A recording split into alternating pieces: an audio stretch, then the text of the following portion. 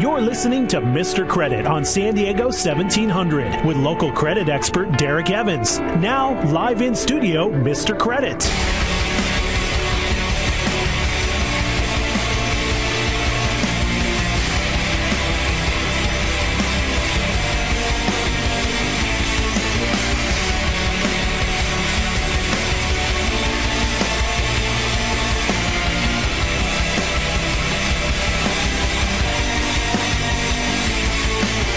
Welcome to Mr. Credit. We are live and local here in San Diego, Sorrento Valley to be exact. Isn't that right, Brooke? Bringing you the most important hour in radio, unquestionably, because we're telling you everything they don't want you to know. We have a very special guest in the studio today. When I say they, I mean the Wall Street gangsters, the government, the banks, credit bureaus especially, the media sometimes, the debt settlement companies for sure. They're on my hit list, no doubt.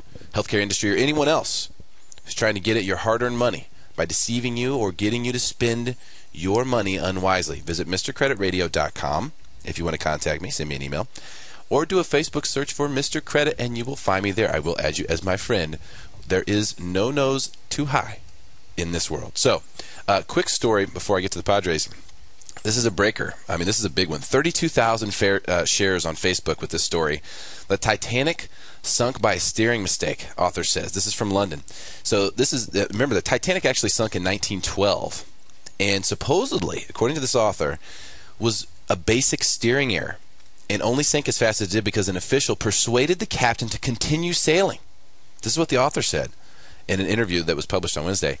Louise Patton, who is the writer and granddaughter of Titanic's second officer. The second officer is pretty high in command on these vessels, and his name was Charles Lightoller. He said the truth about what happened nearly 100 years ago was hidden for fear of tarnishing the reputation of her grandfather, who later became a war hero.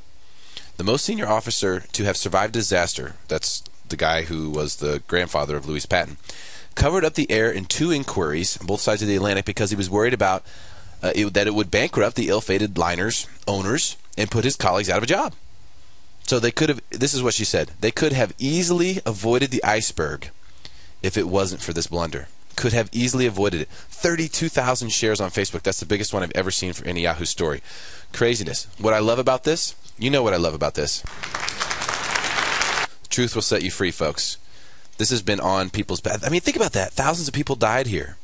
This is something she's been living with her whole life, and she finally came clean. I want the truth! We can handle it. We can. We need it. We need to know the truth about everything, and that's what we bring you on the show. We're trying to do 2 things. Put more money in your pocket. Help you live a better life. Yahoo! Be happier. And with that being said, it brings me to an interesting point before I even get to Padres about how much time we spend as individuals trying to figure out what we want to be. What do we want to be when you grow up? What do you want to be when you grow up? What do I want to be? I got an idea. Here's a novel one for you. Be yourself. How about that? Why is it that you have to be someone else? Why is it that you have to to try to be some image? You say, well, I want to be a policeman, I want to be a firefighter, I want to be this, I want to be that. Why can't you just be yourself? What's so bad about that? If you want to be a motivator, all we want to do is pump you up. Great, do that. You want to be an author? Do it. You want to be in sports? You want to be a writer? Do it. Be yourself. Don't worry about trying to be someone else. And that's the quick lesson for the day-to-day. Padres won last night. Thanks to a nice little loss from the Giants, we actually now have the lead again. In the National League West, only a half game. Nothing to get too crazy about, but we have L.A. again tonight at 7. And that's in L.A., and then we come back home tomorrow and have Cincinnati. So if you can't make it to L.A. for the game tonight, then tune in right here on San Diego 1700. We have all the Padres action right here. Only a couple of homestands left, only about 10, 12 games or so. So it's time. It's crunch time. It's going to be an amazing homestand these next 2 series at home. Tons of people are going to show up. Going to be a ton of energy. I really recommend that you get out there and check it out if you feel like joining the crowd and feeling that energy of a pennant race that is coming down to the wire at Petco Park. It's going to be awesome. So, now that we've gotten the formalities out of the way, let's introduce our guest in the studio today. We have Jake Van Sloten with Farmers Insurance here in today. Jake and I have shared the stage before and in speaking venues, And I wanted to really get down to some of these things, and Jake, first of all, thank you for joining us today. Absolutely, man. Thanks, for having me in here. It's Let me get you a quick applause.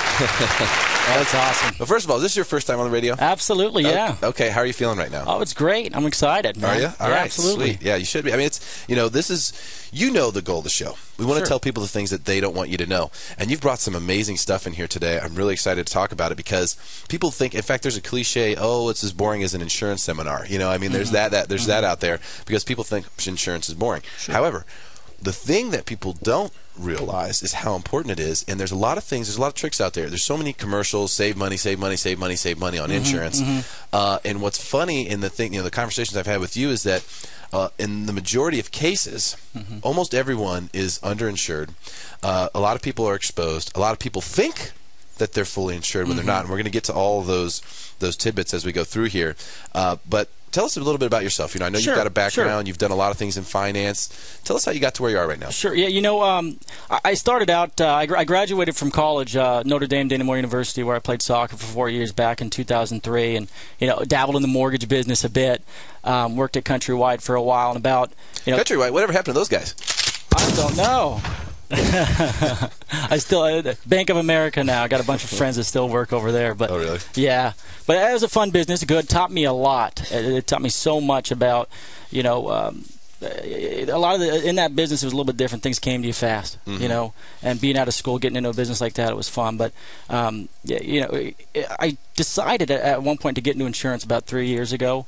And it's such a actually fulfilling thing.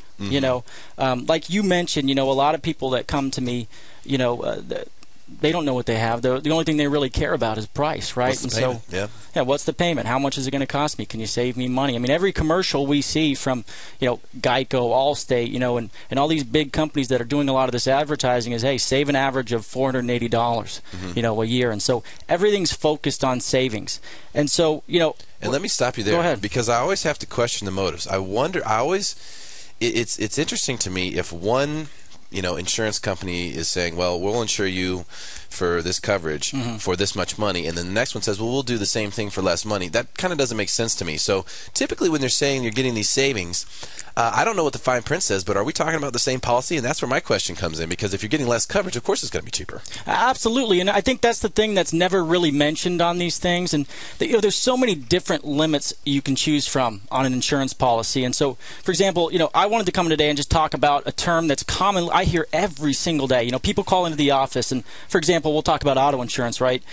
They call in and say, hey, I wanted to get a quote on my auto insurance. I'm paying X amount right now. And so I'll start the quote, dive into it and start asking them some questions. But the one thing they always tell me is, when I ask them, what kind of coverages do you have? What are your limits? Things, what are your deductibles? Oh, I have full coverage.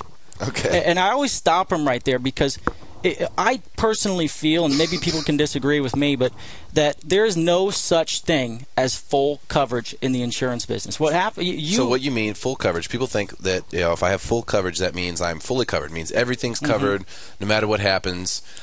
Everything's going to be taken care of. Yeah, I get into an accident, I injure somebody. It doesn't matter. I pay my premium, of $900 a year, and anything that happens, I'm covered. And that's what full coverage would mean to me as a consumer. Right. I wasn't in the insurance business a long time, or before I got into it. And, I always just thought, hey, I paid my premium, never knew what kind of limits I had or anything like that. But what people need to understand, your listeners out there, is that there are limits in every single policy. There's limits to, bodily injury, property damage. If you're in an at-fault accident, then there's limits of liability. If somebody that's not insured, an uninsured motorist, hits you and injures the people in your car. That's the scariest thing for me. That's the scariest thing for me because supposedly 25% of the people driving around out there do not have coverage at all. Not at all, yeah. Much less enough coverage to, let's say, take care of your doctor bills if they injure you in an accident. That's one of the scariest things out there for me. That's why I drive a tank. I got that SUV for a reason because, in the end, the safety is just,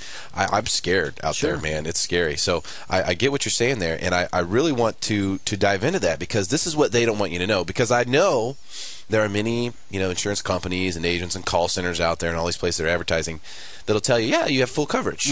You have full coverage, and that's deceitful. Absolutely. It makes someone feel safe when they really shouldn't. And this is something that you don't want to find out the hard way. No! You're not going to be happy about it if you find this out the hard way. So I want to educate people on the front end of this.